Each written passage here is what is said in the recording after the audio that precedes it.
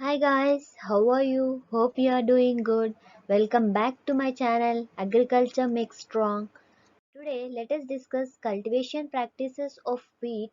Coming to the botanical name of wheat, Triticum aestivum, family Poaceae, chromosome number 2n equals to 66 equals to 42, and wheat is a grass widely cultivated for its seed, a cereal grain which is a worldwide staple food, and major crop it is a major crop of USA, Canada, Asia, and since it is a C3 plant, it is not well adapted to the tropical and subtropical conditions. Coming to the origin, origin of diploid 2n equals to 14, tetraploid wheat 2n equals to 28, and hexaploid bread wheat 2n equals to 42 or Asia Minor, North Africa, Central Asia respectively. Triticum aestivum, bread wheat, Triticum durum, macaroni wheat, and Triticum dicoccum, emmer wheat are commonly grown in India.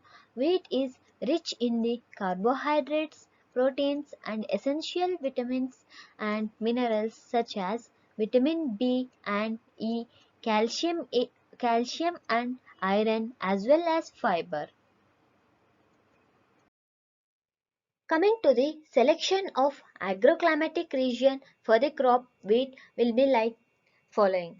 Crop varieties which are sensitive to the photoperiodism and temperature should be grown in a selected localities where this could be economically produced. The reason for moderate rainfall and humidity are much more suited for the seed production of wheat. Excessive dew and rains causes hindrance in normal pollination resulting in poor seed set. The excess rainfall leads to a higher incidence of disease and makes seed harvesting extremely difficult.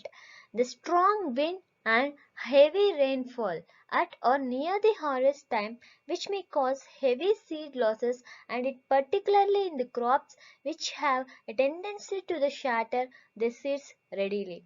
Coming to the apple sunshine relatively resulting in the moderate rainfall and absence of strong winds have an advantage for the productive and high quality seed production in the wheat. Coming to the selection of seed plot. How we should select a seed plot which is suitable for the wheat cultivation, which will be discussed below points. The soil texture and the fertility of the plot should be according to the requirement of the seed crops, and the seed plot should be free from the volunteer plants, weed plants, and other crop plants, and the soil of the plot should be comparatively free from the soil-borne diseases and insect pests. And in the preceding season, the same crop should not be grown on this land. Same crop should not be crop rotated. It should have different crops, and if it is so required for the seed certification standards. The seed plot must be leveled. It should be feasible to isolate the plot as per the requirements of the certified standards. Coming to the isolation of seed crops, where the isolation of seed crops, why we should do isolation for the seed crops? To uh, destroy the self mixture and to maintain the purity, we should isolate the seed crops. The wheat is normally a self pollinated crop, but the extent of cross pollination varies from 1 to 4%. It is usually sufficient to isolate the seed field with a stripe of 3 meters all around, which is planted with a non-cereal crop or left uncropped. In case where variety is susceptible to diseases caused by Stylago species, example like for Stylago species, loose mud, an isolation distance should be 180 meters between a field between the seed field and other field of wheat is recommended. Some of the isolation distances of the various crops will be different from crop to crop. The isolation distance will be different from one crop to another crop. The Indian minimum seed certification standard requires only 150 meters for isolation from other wheat fields. Such isolation distances holds the loose mud infection in excess of 0.1% in the foundation seed production and 0.5% in the case of certified seed production. The most important is isolation of the seed crops should be done. Coming to the preparation of the land, how to prepare the land for the wheat, we will see now. First point is bring the soil to the fine tilt. The main step in the land preparation will be fields are usually prepared by giving a deep ploughing followed by 2 to 3 ploughing with a local plough and the planking. Deep ploughing with the soil, turning plough and by running a harrow before the pre-sowing irrigation. The pre-sowing irrigation is must for the uniform good seed germination. For good germination, the pre-sowing irrigation is must and give a light shallow plough disking after the pre-sowing irrigation. Leveling must be important. It will be an important step for the preparation of the land. It is most important part for the seedbed preparation. Seedbed is kept weed free and broadcast BSC 10% dust at 25 kg per hectare just before the last harvesting or ploughing. It may be added to the fertilizer and applied. This will prevent the white and Gushigya attack.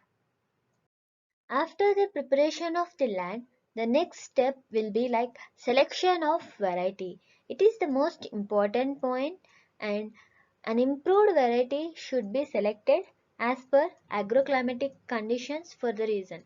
If we take an improved variety, it will give more yield and give profits to the farmer. The variety must be high yielding and it should possess a resistance to the disease prevalent in the area.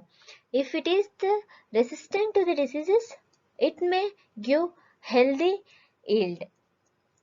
And for irrigated condition, timely sowing Kanchan, Kanchan WH147, Lok 1, H18381 are used for seed production.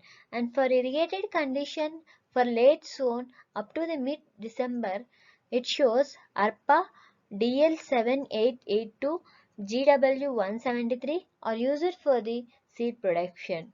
And for rainfed condition, timely sowing October 25th to November 15th. Some of the varieties will be like Ratnan, Sujata, HW2004, H11531, C306 are used for the seed production.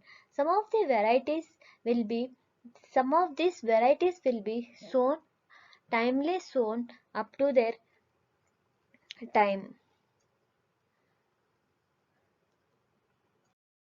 Coming to the seed. Seed used for raising a seed crop should be known for its purity, appropriate class, and invariably obtained from an authorized official agency. And seed purity, if we take the seed purity, the seed used for raising a seed crop should be grown purity appropriate class and the seed of the appropriate seed class is bought and which is selected for the field. For raising a foundation seed crop, seed of the breeder seed class is required and for raising a certified seed crop, the seed of foundation seed class is required for sowing. For raising the foundation seed crop will bring the seed of breeder seed class and for the raising of certified seed crop will bring the foundation seed class. And the tag and the seal of the breeder or foundation seed beds purchased should be intact, and the seeds should not suppress the validity period while buying for the cultivation. All bags of a variety should be contain the same variety. Coming to the seed treatment, the seeds are treated with the mixture of Bijamrutam at 150 ml and Trichoderma viride 8 grams for 1 kg of seeds and then dried under shade. Coming to the seeds which are treated with the mixture of azotobacter and phosphate solubilizing biofertilizers like Pseudomonas, Bacillus, Aspergillus at the rate of 20 grams of each for 1 kg of seeds. Dry seeds, shade the dry seeds and sow within 6 to 8 hours of the treatment. Coming to the treatment like mixing with the Vitavax 75 vegetable powder at the rate of 2.5 gram per kg or Raxil 2DS at the 1.25 gram per kg seed to control the loose mud and other seed-borne diseases such as Hilburn, which is the main causing disease in the wheat. Coming to the zone-wise sowing time and seed rate. Coming to the northern hill zone, we have the sowing conditions like irrigated, timely sowing 1 to 15th November and seed rate will be like 100 kg per hectare. For the irrigated late sown after 25th November, there will be the seed rate like 125 kg per hectare. In the northern hill zone, for the rain fed, we have the seed rate of 125 kg per hectare. Coming to the next zone wise sowing time. North is northwestern plain zone and northeastern plain zone. For the irrigated timely zone, irrigated late zone and rainfed. For irrigated timely zone, the northwise plain zone, we have the period like 1 to 15th November and northern eastern plain zone, we have the sowing condition time will be 10th to 20 November and the seed rate for irrigated timely zone will be 100 kg per hectare and irrigated late zone we have the seed rate like 125 kg per hectare. For the rain fed region in the northern western plain zone and northern eastern plain zone will be 125 kg per hectare. Coming to the central zone, peninsular zone, southern hill zone, we have irrigated timely zone, irrigated late zone and rain fed conditions. In the irrigated timely zone, uh, central zone we have 10th to 20 November and peninsular zone we have 1 to 15th November and southern hill zone we have at sowing condition will be mid-November and the seed rate will be like 100 kg per hectare. In the irrigated late zone for the central and peninsular zone, central and southern hill zone, we have 1st to 15th December and peninsular zone, we have the sowing time condition will be at last week of the November at 1st November to first week of the December. The seed rate will be like 125 kg per hectare. For the rainfed condition, we have the seed rate 125 kg per hectare. Coming to the fertilizer and manures, the important topic. In the northern hill zone, we have the irrigated timely zone. The fertilizer dose and time of application will be 120 is to 60 is to 40 kg NPK per hectare at the rate of one third of the nitrogen and full full pk as basal dose of sowing and remaining n in the split doses, 2 equal split doses at first and second irrigation. For the irrigated late sown, the fertilizer dose will be 90 is to 60 is to 40 kg NPK per hectare, and here also you can observe the nitrogen will be given in the two splits at first and second irrigation, and full dose of P and K as basal dose at the sowing time. For the rainfed condition, we have 60 30 20 kg per 20 kg nitrogen, phosphorus, potassium per kg per hectare to be applied at the time of sowing. And in the northwestern plain zone and northeastern plain zone, we have the irrigated timely sown fertilizer dose will be 150 60 40 kg NPK per hectare, and nitrogen will be one third, and full dose of P and K as basal dose of sowing, and nitrogen will be in two splits at first and second irrigation.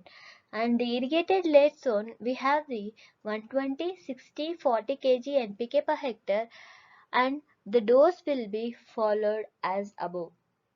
And rainfall condition, 60 30 20 kg NPK per hectare at the timely sowing. For the central zone, peninsular zone, irrigated timely sown, irrigated late sown, and rain-fed condition, the fertilizer dose will be irrigated timely sown. There will be like 120 60 40 NPK per hectare, and nitrogen will be taken as one third nitrogen and full dose of PK. Irrigated late sown condition, 90 to 60 to 40 kg NPK per hectare, and dose will be followed as above. And in rainfed condition, 60 is to 30 is to 20 kg NPK per hectare to be applied at the time of sowing.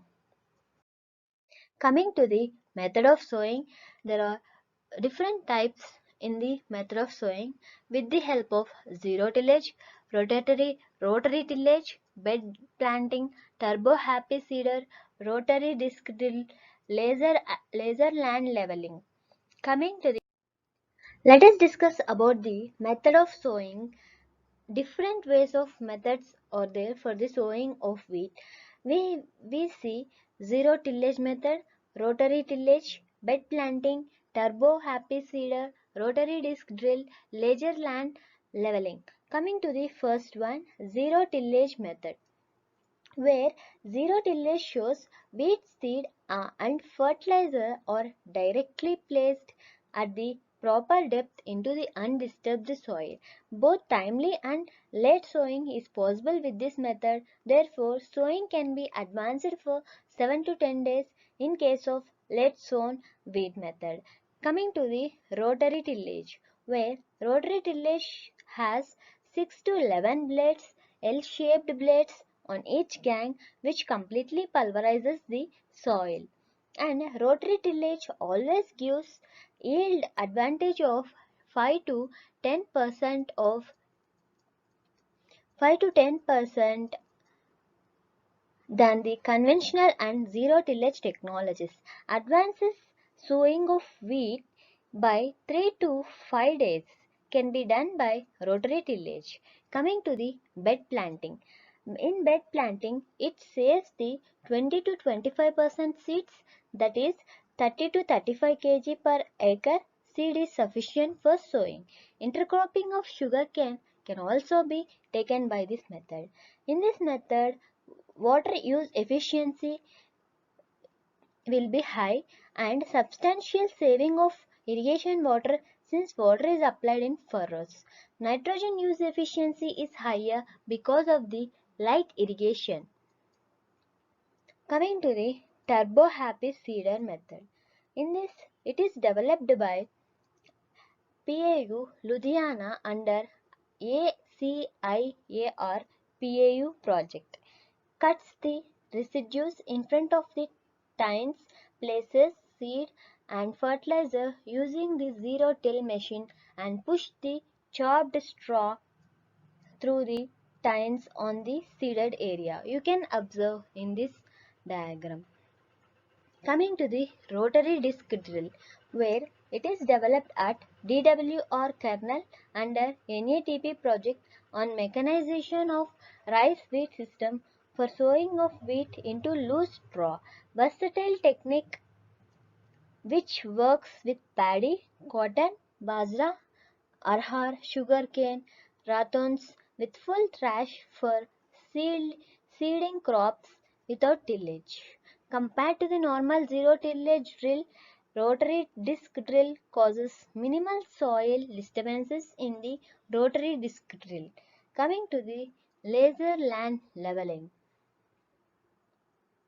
In this equipment scraps soil from higher higher places and spreads onto the lower lying areas, increasing increased cultivable area by 3 to 6% due to the reduction in the area under the bunds and channels. 35 to 45% water saving with increased nutrient use efficiency by 15 to 25% can be done by the laser land leveling. Now let us talk about roguing, where roguing refers to the act of identifying and removing the plants with undesirable characters from agricultural fields. There are two or three roguing may be necessary in the wheat crop. First roguing just ahead of the flowering stage or during the flowering to remove any off types which are obvious at the stage of growth.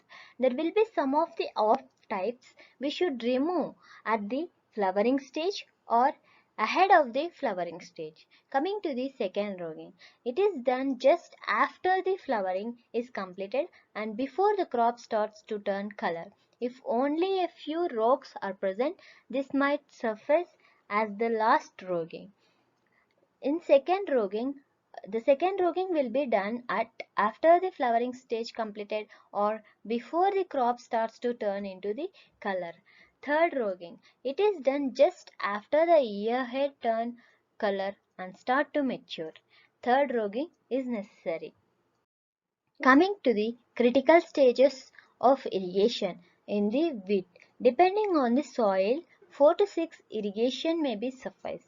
Crown root initiation stage 20 to 25 days after sowing and late tailoring stage 40 to 45 days after sowing, late jointing stage 65 to 70 days after sowing, flowering stage 70 to 75 days after sowing, the milking stage which starts at 105 to 110 days after sowing, at dough stage 120 to 125 days after sowing. Let us talk about intercultural operations, where intercultural operations is termed as all lighter and finer operations carried out on the soil between sowing and harvesting are termed as intercultural operations. The operations between the time sowing and harvesting are termed as intercultural operations. They include weeding, fertilizer, application, mulching, etc. Some of the intercultural operations seen in this crop will be below. Periodic hoeing and weeding keeps the field free from the weeds. And for control of broadleaf weeds, spray 2 to 4D at the rate of 0.5 kg active ingredient per hectare in 750 liters of water after 25 to 30 days of sowing.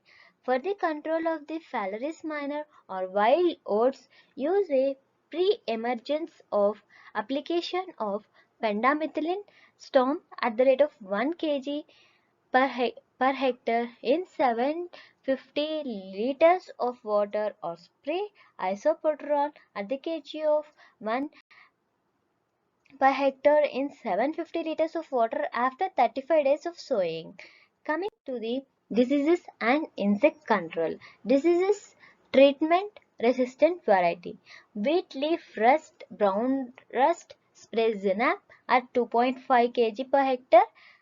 Resistant variety is PBW 343, PBW 550, PBW 17. Coming to the wheat stem rust, sulfur dusting at the rate of 35 to 40 kg per hectare or mancozeb at the rate of 2 gram per liter, and the resistant variety will be like Lerma rosa, Safed Lerma, Sonalica and Chotil.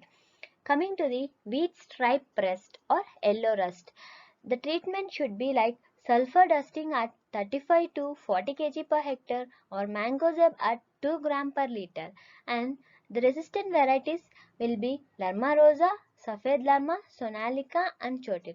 Coming to the wheat loose mud, Ustilago triticum. The treatment will be for controlling of wheat loose mud. The treatment will be Vitavax at the rate of 2 grams per kg seed before sowing. The resistant varieties will be HD 4672, PDW 291, DDK 1009.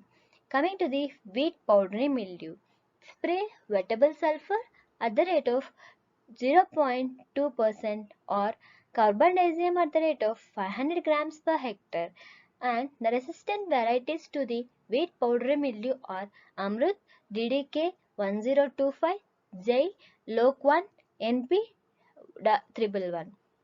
Coming to the insect pest treatment control, resistant varieties. For the aphids, spray imidacloprid, and resistant varieties be like Halt, Akron, Lamar, Uma.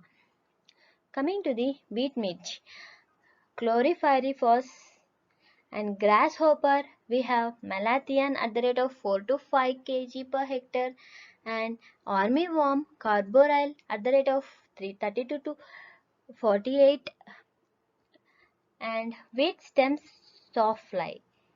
Crop rotation, shallow fall tillage should be followed, and resistant varieties will be like Lancer and Nest.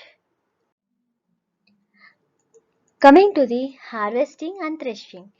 The harvest, after all these operations, harvesting and threshing, it is a very important operation in the cultivation of all the crops. Coming to the harvesting and threshing, first point, soon after the maturity, the seed crop should be harvested because due to avoidance of shattering and losses due to uncertain weather. There will be uncertain climate change and there will be a loss in the yield of the crop. So we should avoid this and harvest before this shattering and uncertain changing climate. And most suitable stage is grain moisture content should be at 20 to 25%. The mechanical harvesting is common for seed production fields. Breeder and pre-basic seeds are harvested by plot combine and do not constitute many problems. Foundation and certified seeds have to be harvested with commercial combine harvesters. And the most critical factors to be considered are the seed moisture content, mechanical damage, cleanliness of the equipment. We should follow these all three factors to get the more healthy yield and profits to the farmers. And for seed crops, dry weather during ripening and harvesting is essential. Threshing or combined harvesting at 16 to 17% moisture content reduces the mechanical damage. If we follow 16 to 19% moisture content, it reduces the mechanical damage. Coming to the drying of seeds. After the harvesting and threshing, next step we should follow is drying of seeds. If the wheat seed is above 11 to 12% moisture, it is dried before it goes into the bulk storage or processing. We should check the moisture content before going to the bulk storage. It may spoil the yield. In humid and climate in humid and hot climates, seeds may be sealed in vapor tight plastic bags to maintain the viability over a longer periods. We should take these all precautions in the drying of seeds. In such cases, wheat seed moisture content must be below 9%, preferably not over 8.5%. Usually a dehumidified closed circuit dryer is used after the seed treatment is applied. This all should be followed for the drying of seeds. Coming to the after drying, storage of seeds should be taken. The stored wheat seed should be kept at moisture content below 12% and RH should not exceed relative humidity which should not exceed 60 to 50 to 60%, and immature or damaged seed cannot survive for longer storage periods as we notice this in all the crops. Mechanical injury to seed during the harvest or handling makes it more susceptible to deterioration in the storage. Insects should be controlled by a combination of insecticides and pesticides. Fumigants like phosphotoxin is safe to use because some fumigants like methyl bromide will reduce the germination. Fungi, aspergillus and penicillium cause damage to the stored seeds if seed moisture content will be high. We should check for the storing and drying. The moisture content should be checked once and twice.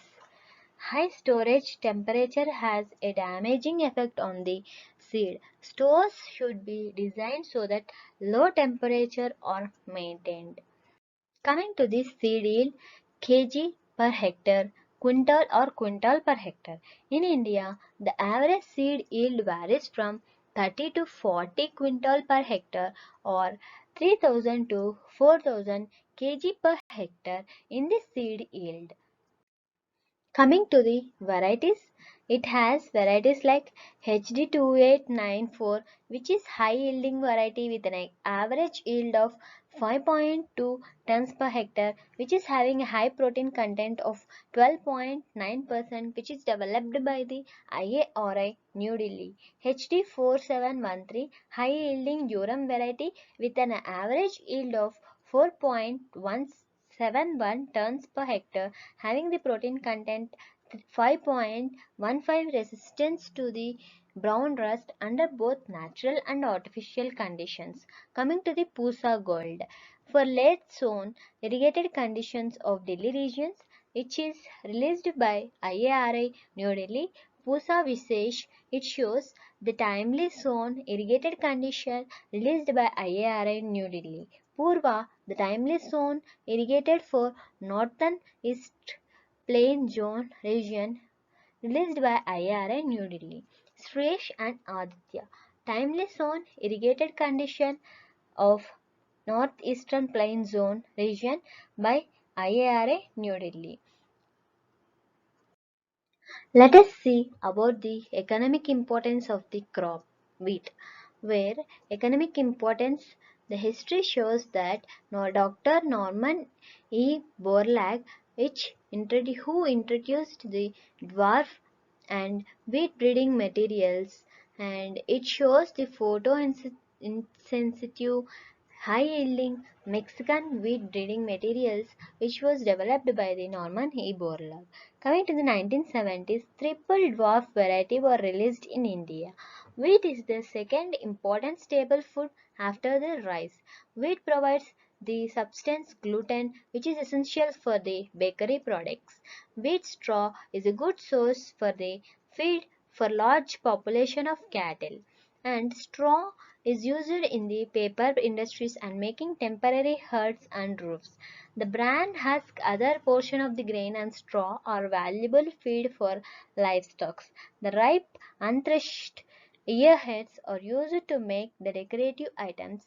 This way, the economic importance of the wheat is playing an important role in the crops,